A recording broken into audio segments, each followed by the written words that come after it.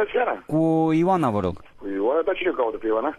Da, am greșit? Păi nu cred că ați greșit. Ioana, într-adevăr, dar cine caută? Să spui și mie ce o caută. Prietenul ei, George. Prietenul ei, George? Da. Dar de când ești tu prietenul el? De o lună și ceva. Dar ce fel de prieten ești tu? De ce și împreună? Dar tu știi cât ani are Ioana? 25, da. Dar tu știi că Ioana încă nu s-a început viața sexuală, tu te dai la ei de acum? Cum? Tu știi că Ioana nu s-a început viața sexuală, tu te dai la ei acum ca să-mi strici mie fata? Dar tu știi cu cine stai de vorbă? Eu sunt tatăl Ioanei. Vrei să-ți fac viața grea? Spune-mi mie dacă vrei să-ți fac viața grea.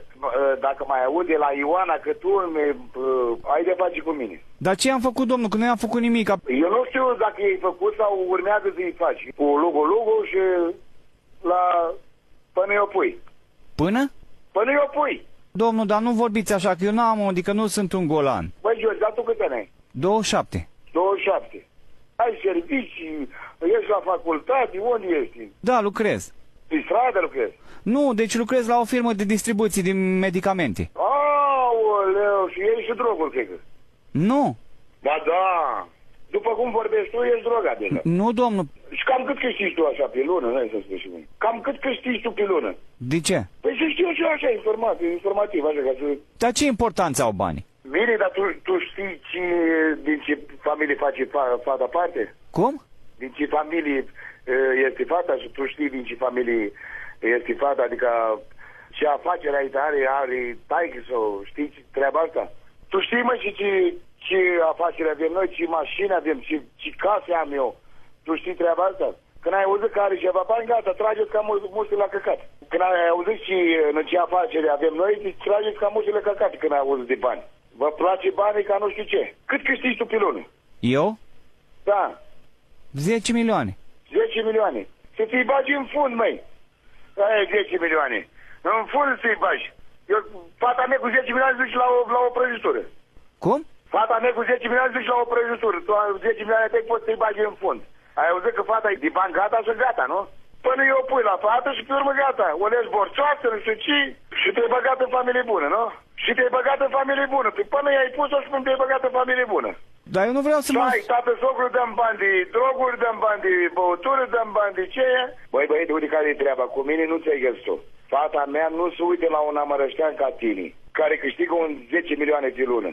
Cred că m-ai înțeles foarte bine. Nu te mai aud nici la telefon, nu mai aud nici că umbli cu ea, ca fel ai de-a face cu mine. Pun băietul și te urmărește, să știi. Credeți-mă pe cuvântul meu că deci eu am intenții serioase. Deci eu sunt băiat bun, liniștit la locul meu. Deci nu, chiar nu e cazul. Ți-am spus, ai de-a face cu mine. Ia-ți gândul de la fata mea. Chiar dacă ea are 25 de ani, dar tu ai văzut cum arată, e exact ca o păpușă. E cea mai frumoasă fată din oraș.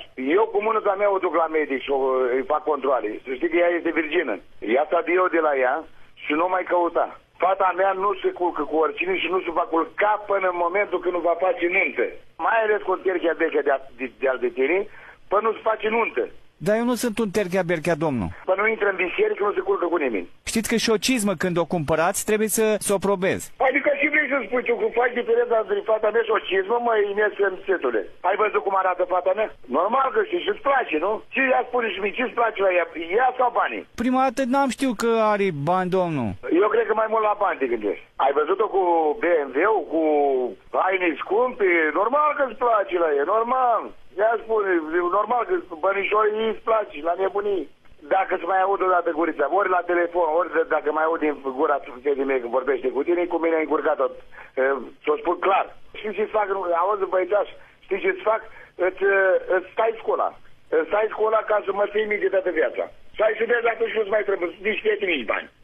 Sunt un băiat foarte serios. Serios? Nu serios, ești serios? Da.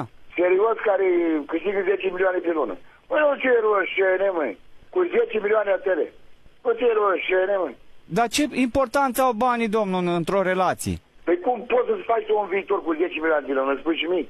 Să fii tu într-o familie mai bună, să te cunosc și eu și părinții tăi, cu bani, la greu, cu mașini, cu case, sau orice din astea, măi, nu unul care lucrează la o amărâtă de farmacie și câștigă 10 milioane pe lună. Și am atâta avere care să lăs pe mâna ta, nu?